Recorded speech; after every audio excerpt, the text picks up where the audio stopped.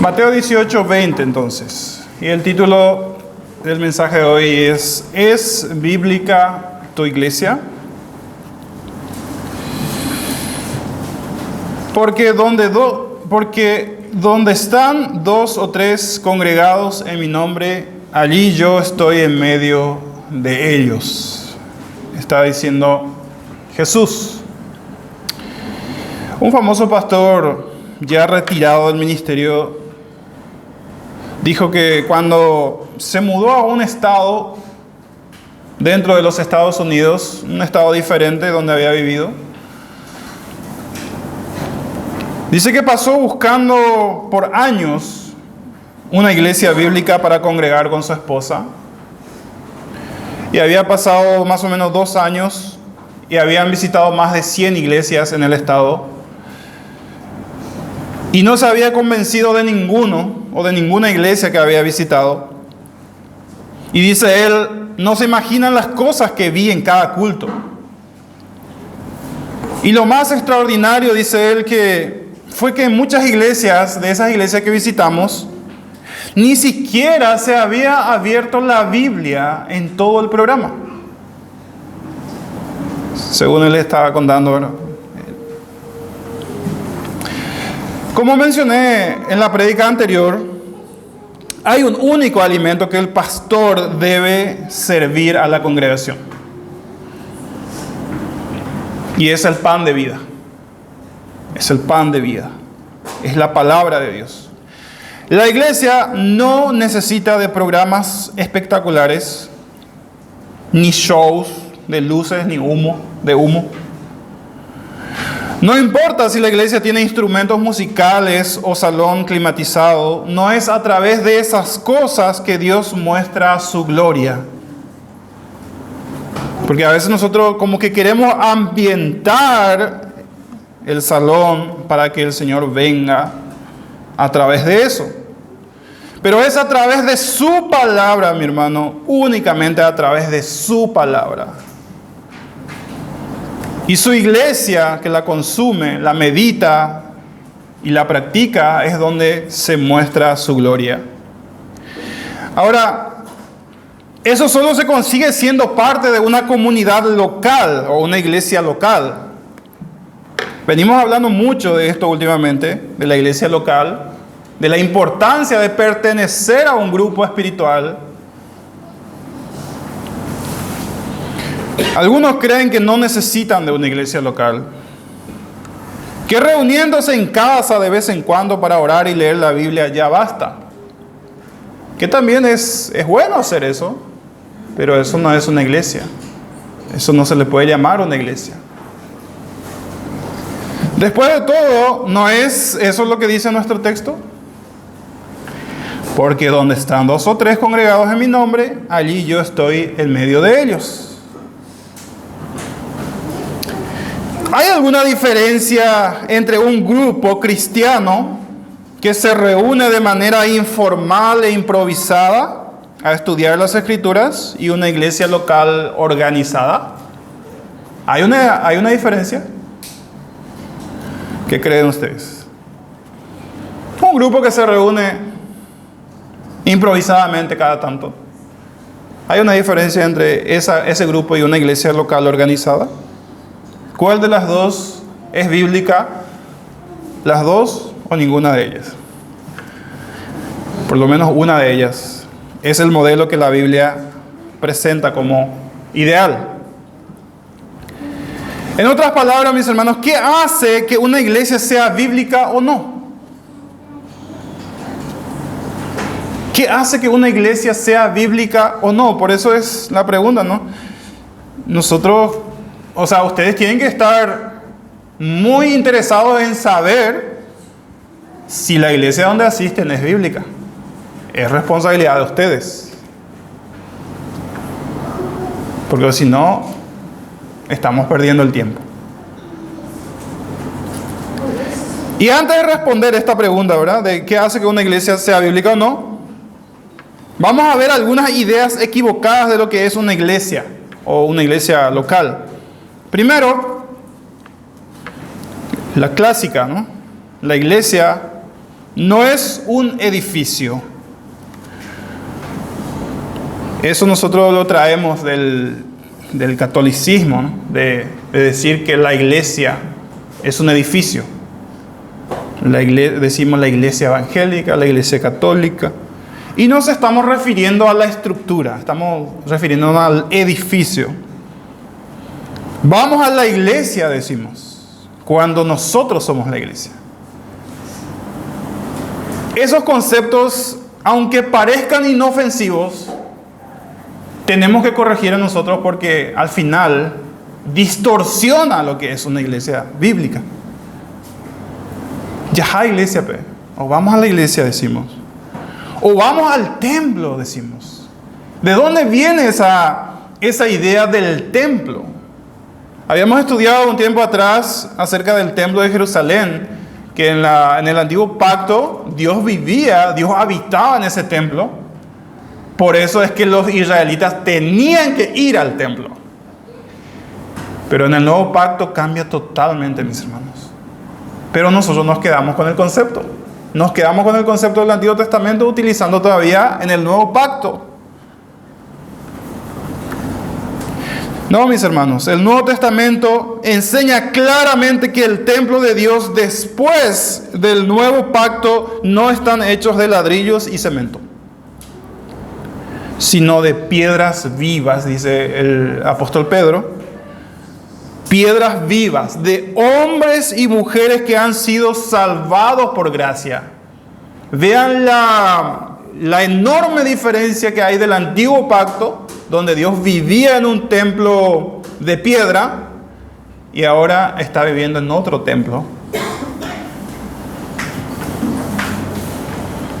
Cuando Pablo escribe a la iglesia de Corintios, les dice, él le hace una pregunta. ¿No saben ustedes que son templo de Dios y que el Espíritu de Dios vive en ustedes? Hermanos, esa declaración es impresionante y a veces no nos damos cuenta de la dimensión de lo que significa esto. El apóstol Pablo, inspirado por el Espíritu Santo, dice, ¿ustedes no saben que ustedes ahora son el templo? ¿Que Dios habita en ustedes? ¿Se han preguntado ustedes mismos? Ahora les pregunto de forma personal.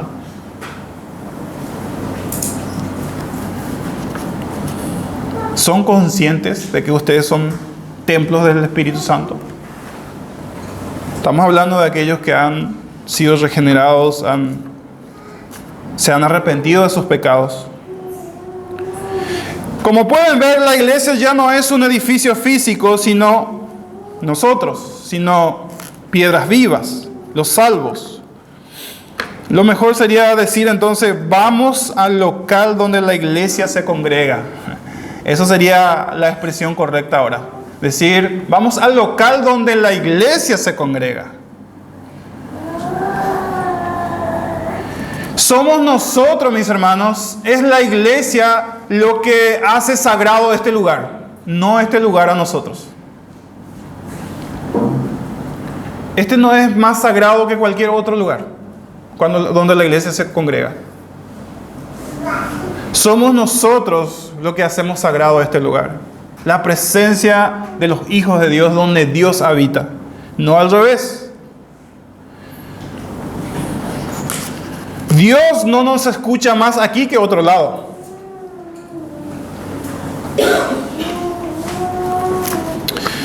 Cuando termine este servicio, que va a durar más o menos una hora y media, estas piedras vivas reunidas aquí, nosotros,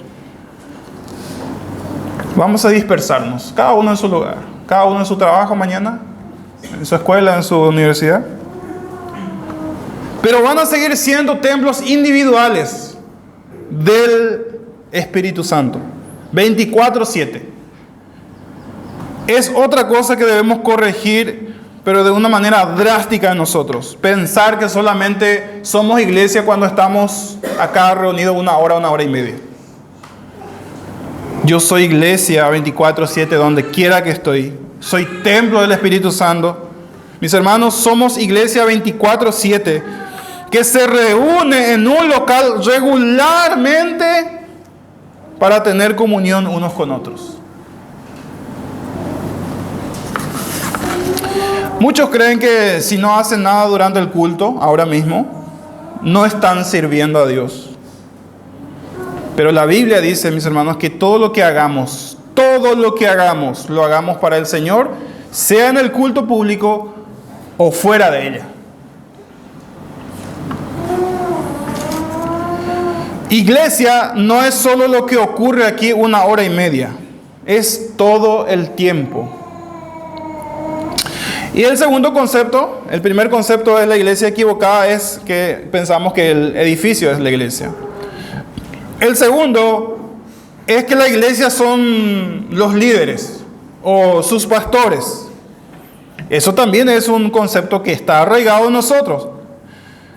Ahora, esta idea no siempre la creemos de manera consciente. Es como que lo creemos de manera subconsciente. Si yo les pregunto a ustedes, ¿creen que la iglesia solo es el pastor? Ustedes van a decir que no. Pero a veces en la práctica, hermanos, es como que creemos lo contrario. No, la iglesia son ellos. Nosotros nos vamos nomás a escuchar. No.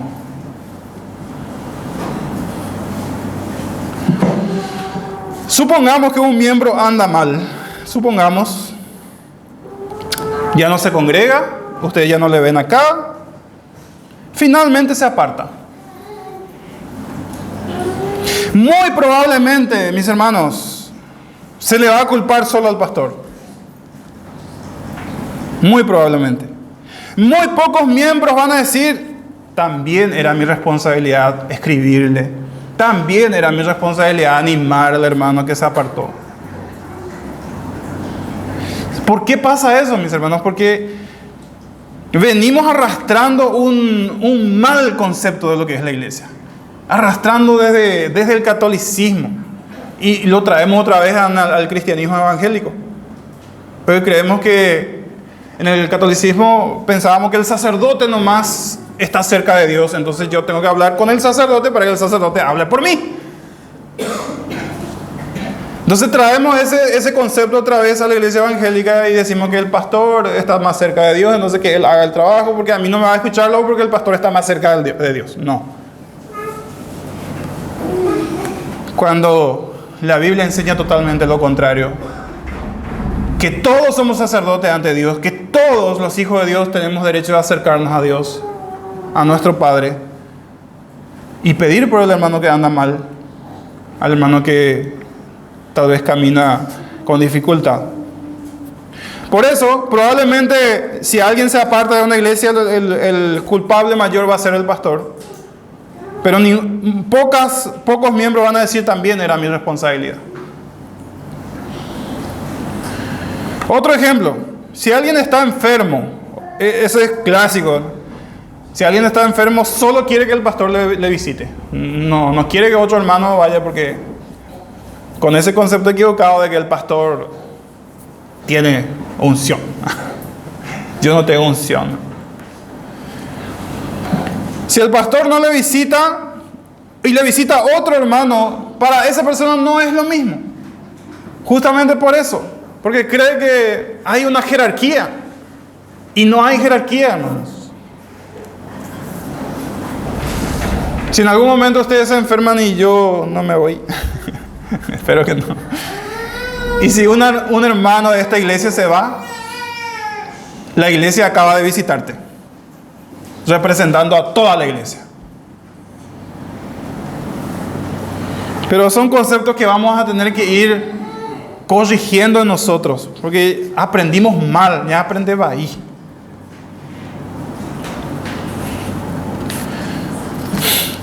Si un creyente de esta iglesia te visita, es tan importante como si el pastor fuera a hacerlo.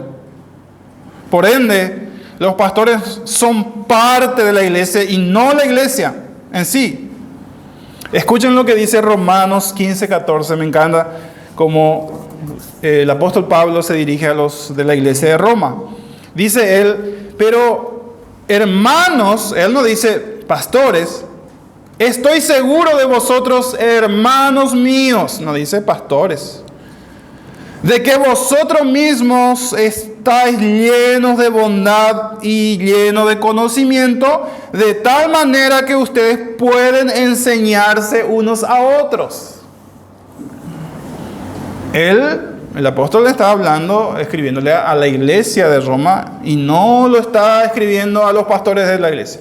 Está diciendo a los hermanos. Dice, ustedes están llenos de bondad, llenos de conocimiento, así que ustedes pueden amonestarse unos a otros. Mis hermanos, cuando ustedes vean que uno de nuestros hermanos dentro de este redil tiene problemas o necesita un consejo, ustedes lo pueden hacer tranquilamente. Yo espero, ¿no? Yo espero principalmente de aquellos que están aquí desde el comienzo, que con todos los sermones y los estudios bíblicos que ha escuchado hasta acá, ya esté capacitado mínimamente para amonestar a su hermano, para animar a su hermano, para exhortar a su hermano. Todo en amor. Y esto me lleva a decir todavía que en la iglesia no hay jerarquías. No es que el pastor está allá en la punta y los miembros ahí en la base. Todos los creyentes tenemos el mismo Espíritu Santo, mis hermanos. En el anterior pastorado que tuve, muchas personas me decían, pastor, ¿puede venir a orar por fulano? Y yo le decía, ¿y usted? ¿Y vos también podés orar? ¿Por qué vos no orás por él? No, pero... Y tuve que caer pesado muchas veces a algunas personas porque a propósito yo no me iba. No era porque no quería, porque yo quería enseñar esto. Que él también puede hacerlo. Que no porque el pastor vaya sea más efectiva la oración. Que él también puede, si tiene el Espíritu Santo, tiene la misma capacidad. Y esto me lleva a una pregunta algo incómoda. ¿Qué pasaría o cómo reaccionaría si vienes un domingo a congregarte? Esto en el contexto de que no hay jerarquía en la iglesia. No hay jerarquía en la iglesia. ¿Qué pasaría si un domingo ustedes vienen a congregarse? Ya son las 9:05 y el pastor no está, no aparece, tampoco avisó nada. El flyer decía que fulano tenía que predicar. Entonces sacas tu celular y ves que en el estado del pastor hay una foto y abajo dice rumbo al club de pesca. Ya son las 9:05. Repito, ¿cómo reaccionarías? ¡Qué irresponsable! ¿Verdad? ¿Cómo reaccionaríamos? ¡Qué irresponsable! ¿Qué clase de pastores? Etcétera, etcétera. Y la verdad realmente sería un escándalo. Porque es un escándalo que el que se preparó, el pastor, no aparezca el domingo, sin avisar, no estaba enfermo. Y encima en su estado alza que está en el club de pesca, disfrutando, haciendo un asado.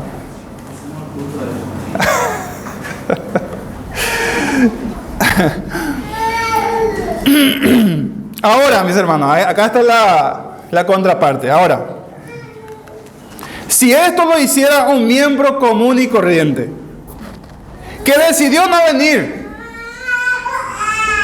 porque prefirió quedarse en casa, no por nada grave, porque si hay algo grave se justifica siempre, eso siempre decimos. Pero hoy como que amaneció que no quiere ver gente. Quiero ver gente hoy. Entonces se quedó a tomar mate en casa. La pregunta del millón, mis hermanos, ¿ustedes lo verían igualmente de escandaloso? Que lo hicieran, como si lo hiciera un pastor. Yo sospecho que no. No, yo mismo. También diría que es irresponsable, porque eso sería lo justo. Y eso es lo grave, mis hermanos. Eso es lo grave. Ese ejemplo que le estoy dando ahora, eso demuestra que nosotros creemos lo contrario de lo que decimos. Decimos que toda la iglesia es igual de importante, de todos los miembros son iguales de importancia, pero le tratamos diferente cuando falla o cuando falta. No hacemos ningún escándalo. Porque muchos, mis hermanos, no perciben como una falta grave que un miembro no se congregue de onda nomás un domingo. Una vez más, hay motivos que a veces se presentan que nos impiden congregarnos, pero a veces de onda nomás. Hoy, no quiero ver gente hoy. ¿Saben por qué? Porque no terminamos de entender que ningún miembro es más miembro que otro. No terminamos de entender que un miembro es tan importante como el que está adelante dirigiendo. Que su presencia es tan importante como la presencia del pastor que va a traer el mensaje. El pastor no es más importante que tú. Por lo tanto, tu presencia es tan importante como el suyo. Eso tenemos que entender, mis hermanos. Porque si no, estamos practicando lo contrario. Jesús dijo a los discípulos que en el mundo los señores, o sea, hay jefes sobre otros, mandan sobre ellos. Pero Jesús le dice a sus discípulos: entre ustedes no va a ser así. Entre ustedes va a haber una paridad, igualdad ante mí.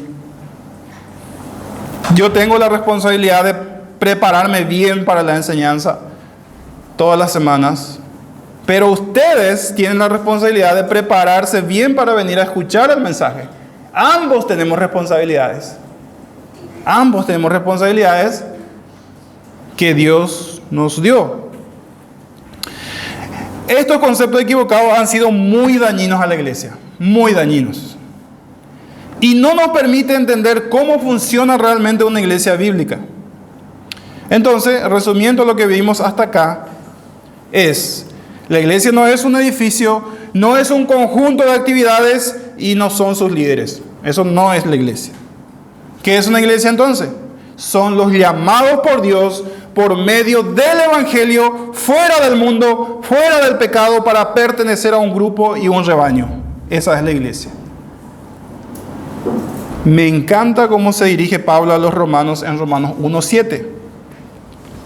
Dice: a todos los que estáis en Roma, amados de Dios, llamados a ser santos. Nosotros somos los llamados, mis hermanos. De nuevo, ¿cómo definimos lo que es una iglesia local? Y acá entra algo que dijo John Piper, uno de los últimos generales de la fe de nuestra época, que está vivo todavía. John Piper dijo esto: una iglesia local es un grupo de creyentes bautizados, comprometidos a cuidarse unos a otros. Escuchen, mis hermanos, es un concepto bíblico. ¿Qué es una iglesia local? Un grupo de creyentes bautizados comprometidos a cuidarse unos a otros. No es que nosotros salimos de acá y cada uno en su problema, cada uno en su necesidad. Como cuerpo necesitamos cuidar del otro.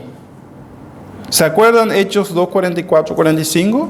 Dice: todos los que habían creído estaban juntos y tenían en común todas las cosas. Y vendían sus propiedades y sus bienes y los repartían a cada uno según su necesidad. No era que ellos vendían sus cosas y repartían al mundo, no, a la comunidad.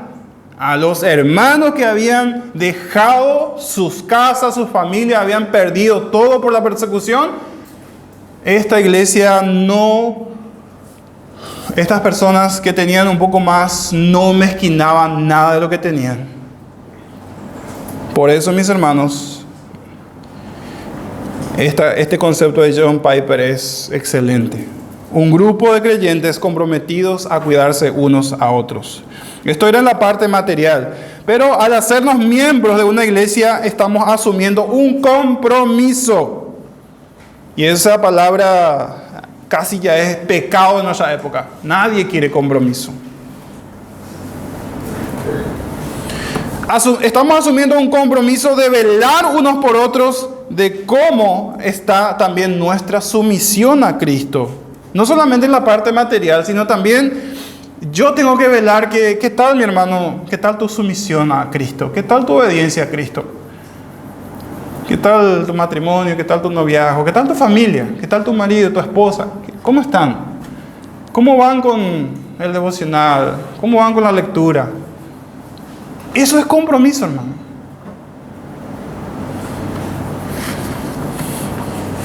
No es fácil. No es fácil dejar conceptos arraigados por años, por décadas, y practicar esto. No es fácil, pero es lo que la Biblia dice. Y si queremos ser bíblicos, tenemos que comenzar a practicarlo. O si no, estamos perdiendo el tiempo, como dije. Es por eso que en el Nuevo Testamento encontramos tantas veces unos a otros. Frases como vivan en paz unos con otros, prefiéranse unos a otros, sírvanse unos a otros, sopórtense unos a otros, anímense unos a otros, nos indican responsabilidad personal por el bienestar espiritual y material del hermano. Y todas estas frases, unos a otros, fueron expresiones que se encuentran en cartas que fueron enviadas a iglesias locales. ¿Casualidad? No. Esto nos hace ver claramente la responsabilidad que tenemos unos con otros siendo parte de un mismo cuerpo. Esto es iglesia, mis hermanos. Al principio leímos Mateo 18:20, pero el problema es que ese texto se cita siempre fuera de contexto para justificar no ser parte de una iglesia organizada. ¿Por qué un grupo que se reúne a lo loco bíblicamente no se le puede llamar iglesia? Porque en ese grupo no hay compromiso, no hay rendición de cuentas, nadie te llama la atención, no se practican las ordenanzas, cada uno por su lado. Y ese no es el concepto que el Nuevo Testamento presenta de la iglesia. Entonces, lo que vimos hasta aquí, el concepto de John Piper, es que la iglesia es un grupo de creyentes bautizados, comprometidos a cuidarse unos a otros. ¿Qué más? Que se reúnen regularmente para adorar a Dios a través de Jesucristo y para ser exhortados por la palabra. La segunda parte del concepto. Nos reunimos regularmente para adorar a Dios, en nuestro caso una vez la semana, domingo, para ser exhortados por la palabra de Dios. El culto, mis hermanos, es la reunión que Dios convoca. Es por eso que es tan importante estar un domingo y estar ahora, porque Dios es el que te convoca. ¿Querrás llegar tarde donde Dios convoca? Todo lo que hemos tenido jefes y fuimos empleados sabemos que es vergonzoso llegar tarde a nuestro trabajo. Yo varias veces me pasó en Ecomax cuando estaba. Es vergonzoso llegar tarde. Veámoslo así también, mis hermanos, los domingos. Lleguemos temprano, porque Dios es el que convoca. Nuestro Dios nos convoca. Por último, dice que la iglesia es un grupo de creyentes que se reúnen para celebrar las ordenanzas de Cristo, el bautismo y la santa del Señor, 2 ordenanzas, bajo un guía debidamente constituido. Mis hermanos, Todos los cultos son importantes, todos. Porque en todos está presente el Espíritu Santo, pero el día que celebramos un bautismo o la Santa Cena es aún más importante. Aún es más importante.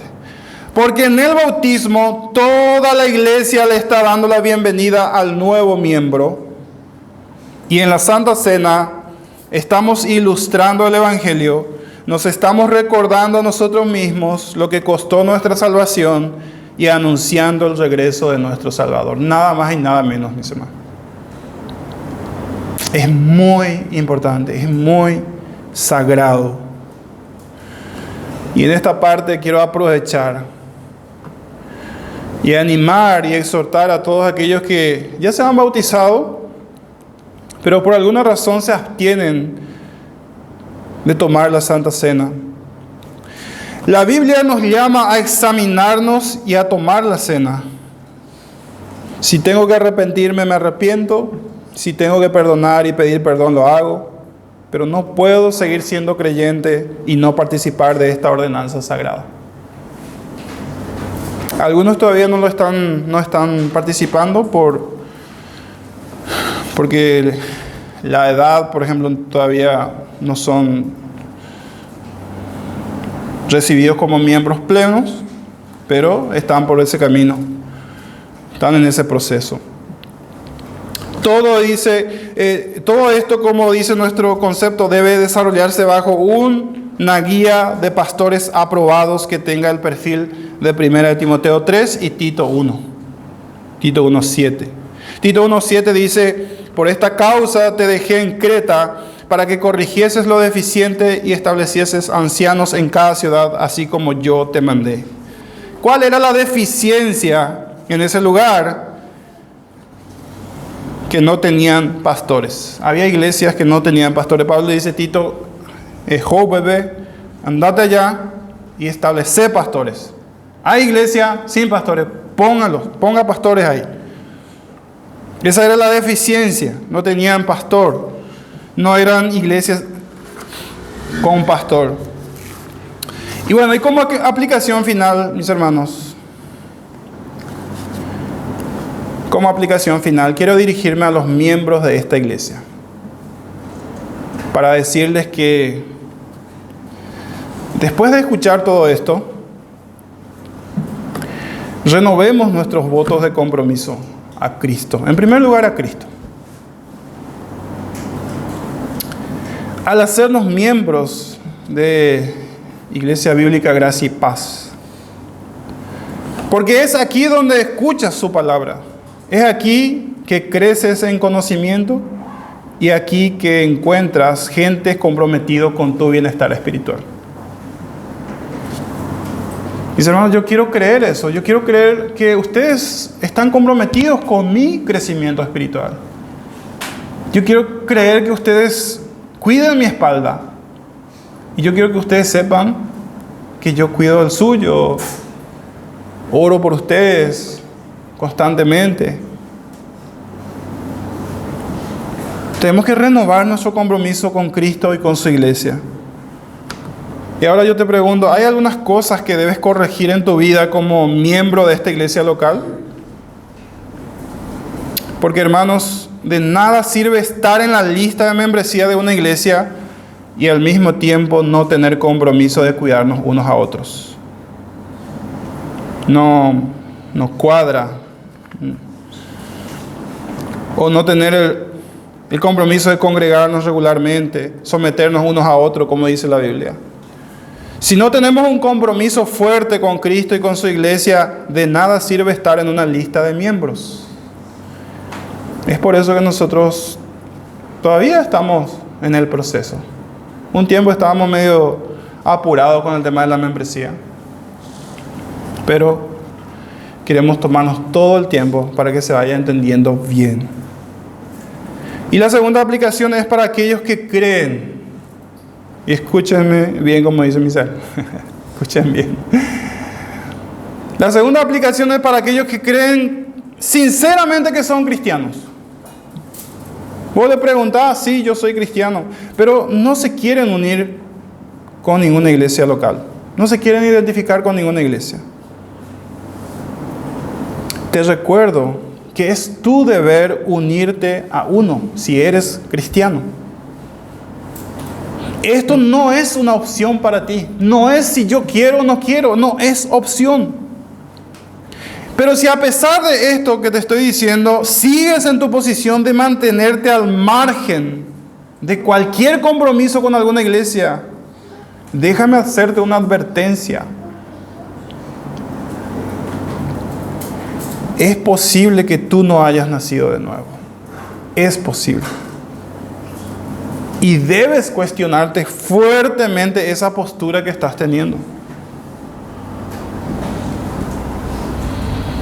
Quiero decirlo con la mayor sensibilidad posible.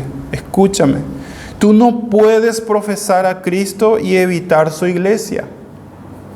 No se puede. Es imposible.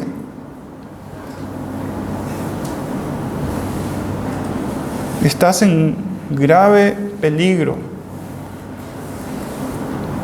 Yo espero que el Señor haya usado esto, primero para edificar su iglesia, segundo para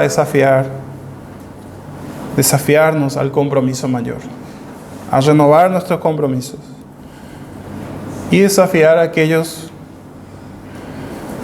que se consideran cristianos, pero van huyendo de los compromisos de la iglesia. Que el Señor con su Espíritu Santo haga el trabajo. Yo no puedo convencerte, yo no puedo convencer a nadie, pero que su palabra lo haga a su tiempo y a su manera. Amén.